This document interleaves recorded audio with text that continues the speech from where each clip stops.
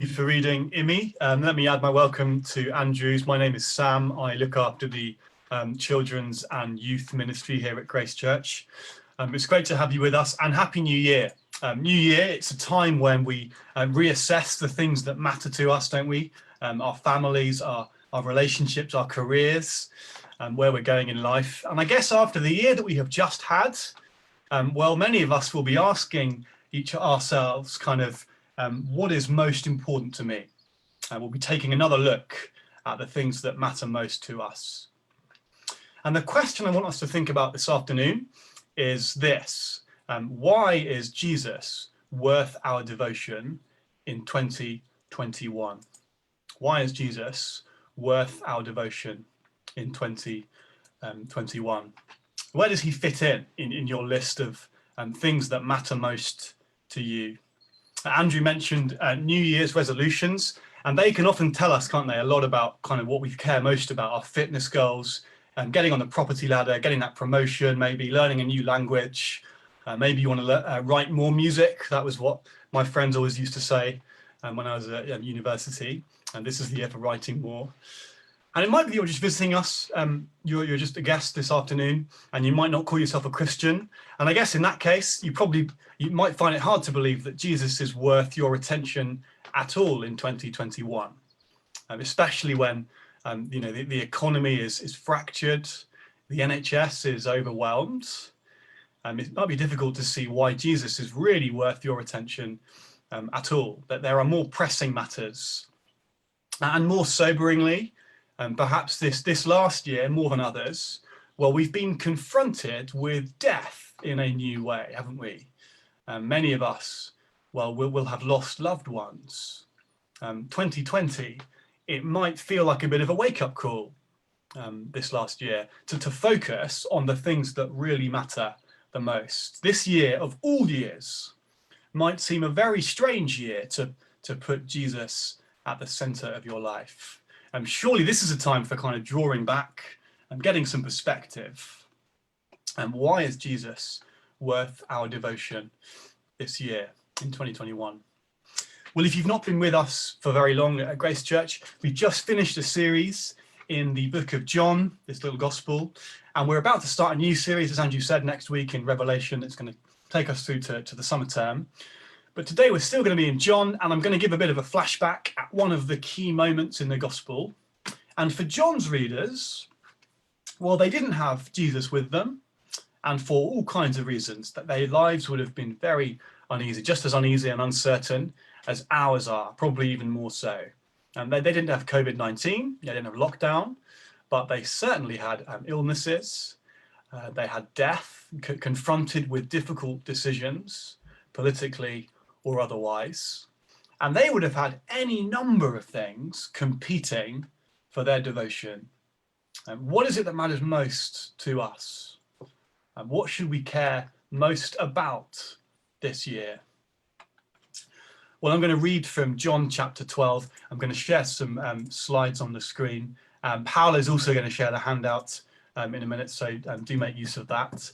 Here we go, and we're going to look at John 12. I'm going to read from verse 1. 6 days before the Passover, Jesus therefore came to Bethany, where Lazarus was, whom Jesus had raised from the dead. So they gave a dinner for him there. Martha served, and Lazarus was one of those reclining with them at table. Mary, therefore, took a pound of expensive ointment made from pure nard and anointed the feet of Jesus and wiped his feet with her hair. The house was filled with the fragrance of the perfume. But Judas Iscariot, one of his disciples, he who was about to betray him, said, "Why was this ointment not sold for 300 denarii and given to the poor?" He said this not because he cared about the poor, but because he was a thief. And having charge of the money bag, he used to help himself to what was put into it. Jesus said, "Leave her alone, so that she may keep it for the day of my burial. For the poor you will always have with you, but you do not always have me." when the large crowds of the Jews learned that Jesus was there, they came not only on account of him, but also to see Lazarus, whom he had raised from the dead. So the chief priests made plans to put Lazarus to death as well, because on account of him, many of the Jews were going away and believing in Jesus. And do keep that passage open if you have it at home. It will be very useful to you and me if you do that. And the question, as we've said, why is Jesus worth our devotion in 2021? Well, these verses, that they give us two reasons, really, and we're going to look at them one by one, and they're on your handouts that Paolo's shared. The first reason, he's worthy of all our devotion because of the life that he brings. Because of the life that he brings. And you'll have noticed this passage, it takes place over dinner. I guess it's quite a special occasion to have a dinner party. Maybe you haven't been at, I don't know, can you remember the last time you were at a dinner party? I can't. But this is a particularly special dinner party because of who's there. John makes it clear for us. Verse 1, Jesus came to Bethany where Lazarus was, whom Jesus had raised from the dead. And just in case we missed it, he literally tells us again, verse 2, they gave a dinner for him there, Martha served, and Lazarus was one of those, reclining with him at table. And this is a man that just a chapter earlier was lying in a tomb, having been dead for 4 days already. And here he is, dining with his family again. It's one of the high points in the gospel, really. Jesus literally speaks to a corpse, and the corpse comes back to life. And here he is having dinner. I mean, can you imagine the atmosphere in that room? If you were sitting next to Lazarus, hey Lazarus, how's your week been this week? Actually, yeah, not great. It's been pretty bleak few days for me. Oh, really? I'm sorry. But you're a bit stretched at work or something? Oh no, actually, I was dead yesterday. Oh no, man, tell me about it. I know how you feel. I've got a 1-year-old. I know exactly how you feel, and we've all been there. No. I was dead yesterday. It's hard to picture, right? It must have been the most surreal experience. Her brother, who was dead, has been brought back to life again. And Mary's response, well, it's impossible to miss, isn't it? It is pure, unrivaled, extravagant devotion to the one who has brought back her brother. Verse 3, Mary took a pound of expensive ointment made from pure nard and anointed the feet of Jesus and wiped his feet with her hair. I wonder, as we read those verses, were we shocked at just how extravagant this behavior is? It's lavish, isn't it? She holds nothing back. And just a day earlier, and back in chapter 11, she had fallen at his feet, for a very different reason. She was in anguish at losing her brother. And if you had been here, she cried, my brother would not have died. That there were tears, that there was anguish, there was outrage and mourning. But now, her brother's back. And it is a sign of the life that Jesus brings. And her response is extravagant, unbridled devotion. 300 denarii, I'm told, is a year's wages. Gosh, I mean, can you imagine what Mary would have done, what she could have done with a year's wages? I mean, I guess whoever you are, that's probably a lot of money for you, isn't it? And what would it take for you to think that something was worth a year of your wages? I saw a video online where someone had 1 hour to spend as much money as they could in a supermarket. How on earth do you spend so much money in such little time? A year's wages worth of perfume, and well, it's gone here in a matter of minutes. She anoints him with her hair.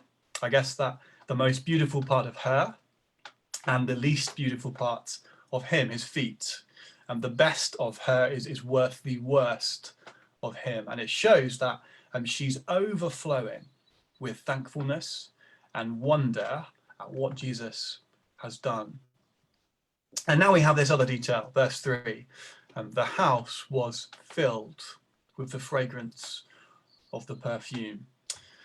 I suggest if you were in that room that day, I guess, providing you still had your sense of smell, which I suppose isn't exactly a given these days, well, it would have been overwhelming, wouldn't it? And it gives us this sense of the sweetness of Mary's act. In fact, John's very aware that the last time we had a reference to our sense of smell was just in chapter 11, when if you had lost your sense of smell that day, you'd be very, very happy because of the stench of Lazarus's dead body, a rotting corpse. Do you see it? It is a complete turnaround, a resurrection banquet, a celebration of the life that Jesus brings. And the only response that makes sense to Mary is overflowing devotion and thankfulness. And it is the only response that should make sense to us, because it's not just one man from Bethany a long, long time ago. 2020 has woken us up, hasn't it, to the agony of death, to maybe even have to watch our loved ones die, just as Mary did. Death is painful. It makes a mockery of our world. It outrages us. Just watch the numbers go up on the BBC every day. But as we see this love she has for him at the table, well, just imagine the day at the end of history when Jesus raises the dead and reunites loved ones in a world without mourning, without pandemics, without death. Whatever it is that you think is worth your time this year, your resources, your money, your efforts, your worship, ask yourself this: can anything else or anyone else in 2021 offer this to me? That the sting of death removed forever, a resurrection life, no more mourning or tears. Because Jesus can. What is the evidence that he can do that? Well, the evidence is sitting opposite Mary at the table. Her brother is back from the dead, and it means that he is worthy of all our devotion this year. And somebody else has put it like this: it is a beautiful thing when the worth of Jesus and the love of his followers match. It's a beautiful thing when the worth of Jesus and the love of his followers match. Because, of course, it looks ridiculous to the world, doesn't it? And just after this beautiful act of devotion, we have verse 4. But Judas Iscariot, one of his disciples, he who was about to betray him, and you're thinking, okay, hang on, this is the moment, isn't it? Maybe this is the moment when it's all going to kick off, and Judas is going to kind of go, guys, come in, he's in here. But instead, Judas, he says the most normal sounding thing you could imagine, the voice of reason. His words, they seem so sensible to us, don't they? Why waste your money on Jesus? This could have been sold and given to the poor. And we recognize this voice of reason, I think, don't we? That there are more important things to worry about. The economy is on the rocks. This is not the year to give your efforts to Jesus, and tone it down and get realistic. Focus on the things that really matter. We're in a global pandemic, right? Get with the program. And of course, if all that were going on in Judas' head, if that were all that was going on in Judas' head, excuse me, well, we might have a bit of sympathy, wouldn't we? Right? Fair enough, Judas. Good point. But verse 6, he said this not because he cared about the poor, but because he was a thief. And having charge of the money bag, he used to help himself to what was put into it. You know, come on, Mary, for goodness sake, why are you wasting your money on this man here? Fine, your brother's back, I get it. He was dead yesterday and he's here now. Fair enough. But come on, take a look outside and look at all those poor people, year's wages, and that could go a long way. Except, well, Judas, he's not the guy that you find volunteering at the homeless shelter, but he is a thief. And what we know about thieves from chapter 10 is that they care nothing for the sheep. He couldn't care less about the vulnerable, but he is happy to kind of use them to make him look like a good guy. It's one thing to be greedy, isn't it? Being greedy is bad enough, but it is another thing completely to be greedy whilst pretending to care about the poor. And of course, this is the same man who will quite happily betray his friend for 30 pieces of silver in a few nights' time. Mary valued Jesus more than anything and anyone else. But for Judas, there was something more valuable. And for him, it was money, disguised as virtue. But for us, well, I guess there could be any number of things that we might think are a better use of our resources, our time this year. You know, anything, any number of things that would make us look at Mary and think, what a waste. She could have been devoted to so many other things. Or maybe you know someone who's given their whole life to Jesus and to the service of this life-giving message. And you're tempted to think, you know, what a shame. They could be so useful in other ways. Well, Jesus thinks that this kind of devotion is the right kind. I wonder, if we expected Jesus to rebuke anyone in this passage, you might think it'd be her, wouldn't you? You know, Mary, goodness me, you don't need to do that, right? Come on, get up, stand up. But actually, well, it is the complete opposite, isn't it? Her response is the right response. Leave her, Jesus says. He's worthy of all our devotion because of the life that he brings. But notice, and maybe you did notice, that is not what verse 7 actually says. Look at it again. Leave her alone so that she may keep it for the day of my burial. For you will always have the poor with you, but you will not always have me. And Mary's act of devotion is purely out of love for his life-giving power. Her brother is back. But Jesus' comment, well, it tells us something else is going on, which brings us to our second reason. He's worth our devotion because of the life that he brings, but secondly, because of what it cost him to bring it. And because of what it cost him to bring it. We've said these chapters that they're a celebration of the life that Jesus brings, and they absolutely are. Lazarus is back from the dead, and there's a celebration of his life-giving power. It's all there. But when you follow the story closely, well, you notice the kind of underlying horror music, right? Throughout the whole story, right? And the shadow of Jesus' death, it kind of looms in the background. His death is on the horizon. He's leaving. Right from the get-go, there are questions about, you know, why on earth are you coming back into Bethany, Jesus? This is exactly where they were trying to kill you just a minute ago.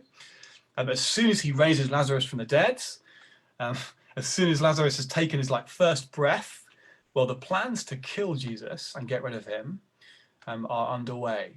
They want to kill the man who has just killed death. And their attitude is purely kind of pragmatic. You know, they're thinking, sure, your religion is fine as long as you keep it in its place. If it doesn't cause too much of a fuss, sure, go for it. But if it gets in the way of our relationship with Caesar, if it gets in the way of our political problems, if it gets in the way of us fighting the pandemic or a good Brexit deal, if devotion to Jesus is going to come at the cost of any of these things, well, then your Jesus is going to have to go, actually.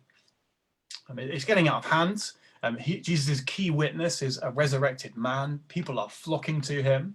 The crowds in verse 10, their pragmatism, it has pushed them all the way to wanting to get rid of Jesus altogether. That's where these chapters are heading.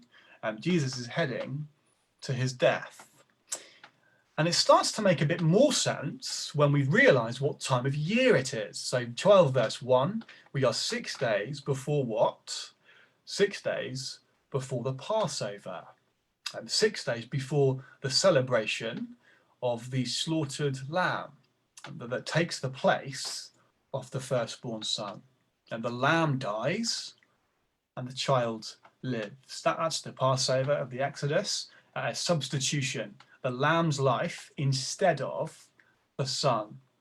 And there are 6 days, or thereabouts, away from the moment when Jesus himself would lay his life down so that we could live instead. And the Lamb of God who takes away the sins of the world. The life that Jesus brings, it is only possible if he lays down his own.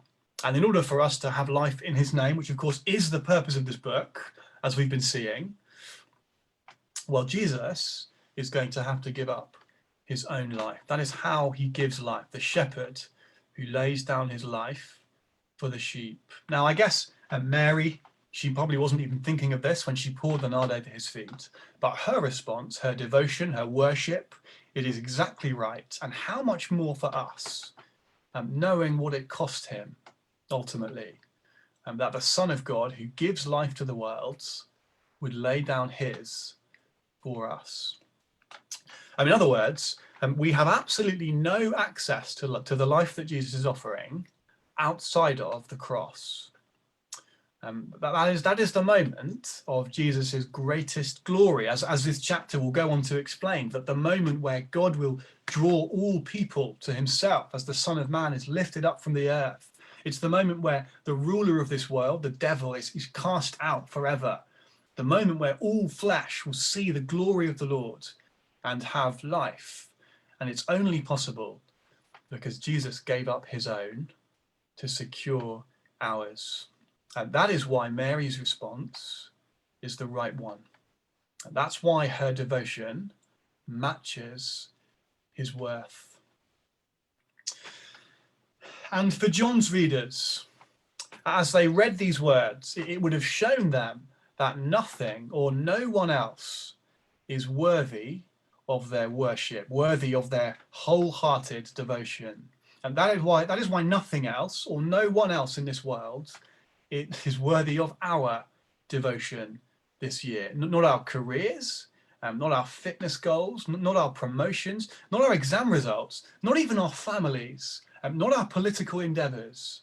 As we look ahead to 2021, what is it that you are most committed to? And what is it that has your undying allegiance? What is it that drives your financial decisions, your ambitions for your children and their children? Why is he worth our devotion this year? Why is Jesus worth our devotion this year? Because of the life that he brings, and the guarantee of a world stripped of death, and the agony of mourning our loved ones removed completely. And picture the atmosphere in the room that night as Mary reminisced with her brother, overflowing with love and thankfulness to the one who brings life to the world. We know the agony of loss, and we feel the sting of death as it takes our loved ones. Mary knew the feeling of loss. Jesus knew it. Jesus wept, didn't he, in outrage at death. But he didn't come into the world so that we could kind of put a few extra things on our New Year's resolutions every year that would make our lives a bit richer if we just kind of followed his advice. He came into the world to swallow up death permanently, to bring life to a death-ridden world. That's why he's worthy of our devotion. And he's worthy of our devotion because of what it cost him to bring it. Because the one who is the Lord of life gave up his own. And no one took it from him. He went willingly to his own execution out of love for his people. And he tasted death on our behalf. And he bore the wrath of God in our place to bring us back to him and to secure for us the eternal life that we were made for. And I want to suggest that nothing else and no one else in your life can offer you this. And nothing and no one else in your life has gone this far to make it possible. And that is why he is worthy in 2021 and 2022 and ever after. I'm going to finish with the words of the elders that we had read earlier, and then Andrew's going to lead us in the next bit of our service. The elders said, verse 12, chapter 5, Revelation, a loud voice, "Worthy is the Lamb who was slain to receive power and wealth and wisdom and might and honour and glory and blessing." Amen.